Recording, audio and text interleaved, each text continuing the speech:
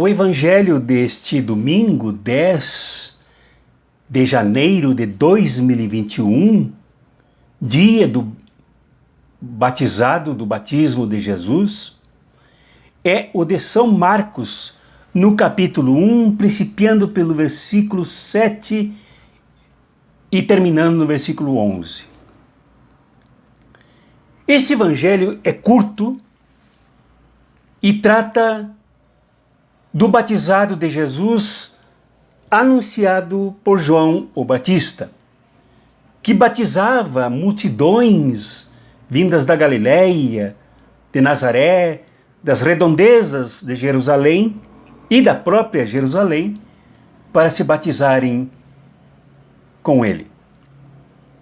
Até que se aproximou Jesus, vindo da Galileia e de Nazaré, e pediu para João para receber o batismo. Há uma diferença entre o batizado de Jesus e o batizado das pessoas que aderiam ao anúncio, à pregação, à proposta de João o Batista.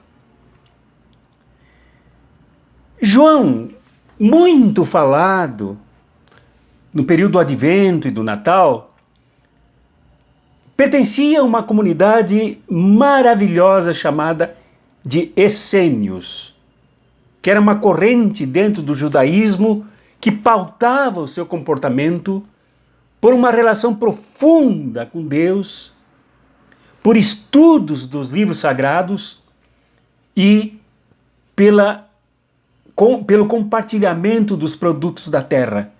Era uma comunidade que trabalhava na agricultura, produzia hortaliças, tanto para o consumo interno da comunidade, como para distribuição às pessoas que passavam por necessidade. João vem daí. João vem dessa tradição, marcada por uma devocionalidade, por uma espiritualidade profunda e também por este senso de comunidade. No Rio Jordão, e não num templo, não no templo de Jerusalém, nem mesmo numa sinagoga, ou num outro templo, seja lá em Roma, seja qualquer capital do mundo, mas no riozinho Jordão, Jesus foi batizado. E importa aqui a gente até perguntar pelo significado do batismo a partir da pregação e da ação litúrgica de Batista ao batizar e de Jesus ao ser batizado. Quando Jesus foi batizado, de acordo com a narrativa de São Marcos, em combinação também com outras narrativas dos evangelhos sinóticos, Jesus, ao ser batizado, o céu se rasgou e do seu interior veio a voz de Deus, a voz do Pai, que disse: "Este é o meu Filho amado e nele eu me comprazo." E desceu sobre ele, Jesus, ao ser batizado, o Espírito Santo, ao ser batizado com a santa água do Rio Jordão, e ele também recebeu o Espírito Santo. Ora, ao ser batizado, Jesus assumiu de forma profunda e enraizadamente a sua missão como Messias. O batizado de Jesus não foi o cumprimento simplesmente de um rito, seja imposto por João o Batista, pelos essênios, pelo judaísmo, por quem quer que fosse, mas foi um assumimento voluntário e da entrega de Jesus à missão do reino e a todas as consequências que o Evangelho mostrará ao longo das suas páginas enfrentadas por Jesus, de forma radical, com o Messias, como aquele que recebeu a missão de implantar e de realizar o reino que ele trazia, o reino de Deus. Por isso a vós do Deus que fala, a voz do Deus que fala que ama, a voz do Deus que ama, a voz do Deus que se realiza no Filho, que faz o acontecer do seu reino. Se houve um período em que os profetas se calaram, os profetas foram eliminados, os profetas sumiram, um período de mais ou menos 300 anos de escuridão. Agora, o profeta batiza e Deus fala. Deus fala que ama. Deus fala que sente prazer no seu Filho. E a humanidade escuta a voz de Deus. Continua a escutar a voz de Deus em Jesus. O céu, ao abrir-se, é prova de que não há separação a partir de Jesus entre céu e terra. A terra está dentro do céu e o céu integra a terra, como todo o universo. Não há separação, nem para os vivos e nem para os mortos, entre o céu e a terra. E Deus se pronuncia na terra, participando do céu, que se abre para a terra. E ali é preciso recordar e é preciso retornar a João o Batista, para entender o próprio Jesus e para entender a missão de João o Batista. João o Batista pregava o quê? Ele pregava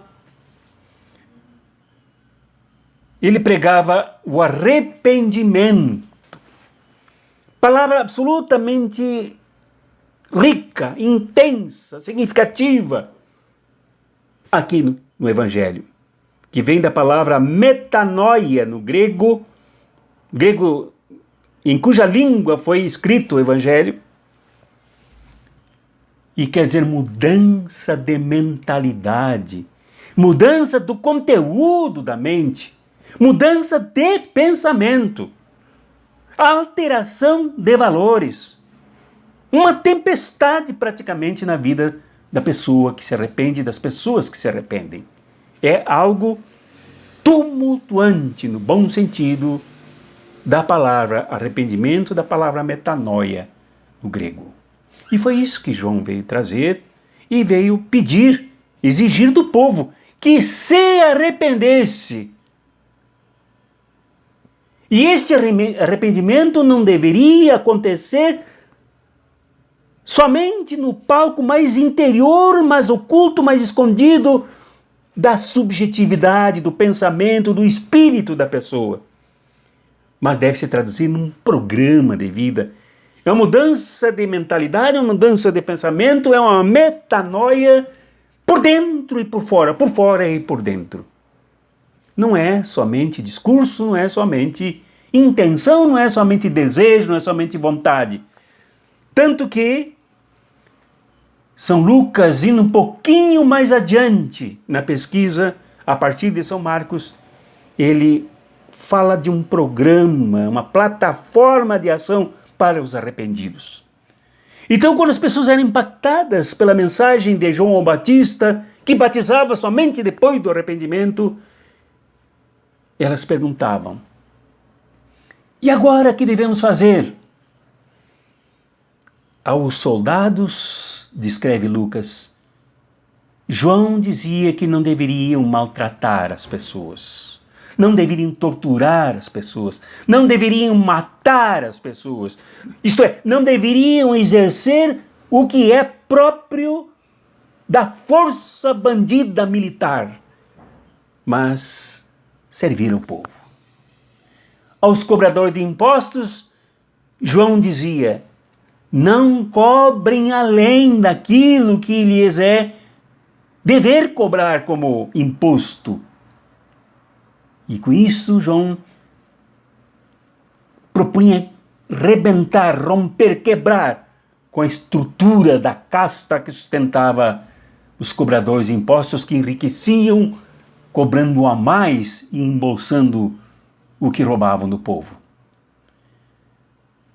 Aos que tinham duas túnicas, João dizia: repartam a outra com quem não tem.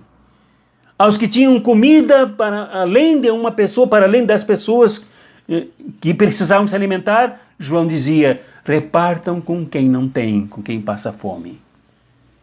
João pedia um programa como prova de mudança, de arrependimento. Um programa que tinha conotação militar, que tinha conotação econômica, um programa que tinha resultado ético-político das pessoas. Isso haveria de promover uma grande mudança na Palestina e no mundo. Arrependimento é isso. Arrependimento é mudança profunda, porque o batismo não é para agregar gente para a igreja, não é para preencher fichários ou arquivos para ficar nos computadores ou lá nos escritórios das paróquias. Batismo é projeto de ingresso, de compromisso com as mudanças representadas pelo arrependimento, promovidas pelo reino que Jesus vinha trazer e que João já prenunciava. E ainda não bastava só arrependimento. João ainda se referia que era preciso o perdão. Perdoar os pecados dos que se arrependiam. Mas perdoar os pecados não é passar as mãos na cabeça das pessoas que se arrependiam. Não era dizer para as pessoas: tá bem, então tá bom, deixa assim e vamos em frente. Não, era mudar de vida. E aí vinha o perdão. O perdão que é a bênção impetrada sobre aquele que se arrepende profundamente, para que ele siga crescendo no arrependimento e realizando o projeto do arrependimento, que é aquele que eu descrevi anteriormente. O perdão é cura. O perdão é libertação. O perdão é harmonização da pessoa com o projeto que Jesus vinha realizar e que João prenunciava nas suas pregações antes do batizado. Então, o perdão, muito forte, num ambiente frequentado e que era palco de ação dos fariseus e saduceus, que estrangulavam o povo sob as culpas, que culpavam o povo, enchendo-os de senso de pecado, e depois discriminavam o povo, dizendo que eram pecadores, que se era da Galileia não prestava, se era de Nazaré não valia nada e tal. E João os acolhia, propunha-lhes um novo projeto de vida, porque cria nas pessoas e ainda as perdoava. Isto é, enquanto a religião oficial enche de discriminação, abarrota as pessoas de culpa, faz as pessoas se sentirem doentes. Por isso, daí em diante, há um programa enorme de curas por Jesus, porque as pessoas nesse ambiente eram doentes, ou, como diz o Evangelho, endemoniadas, divididas, psicologicamente em contradição interna. Tantas as culpas que eram descarregadas sobre suas vidas. Então o perdão curava, perdão libertava.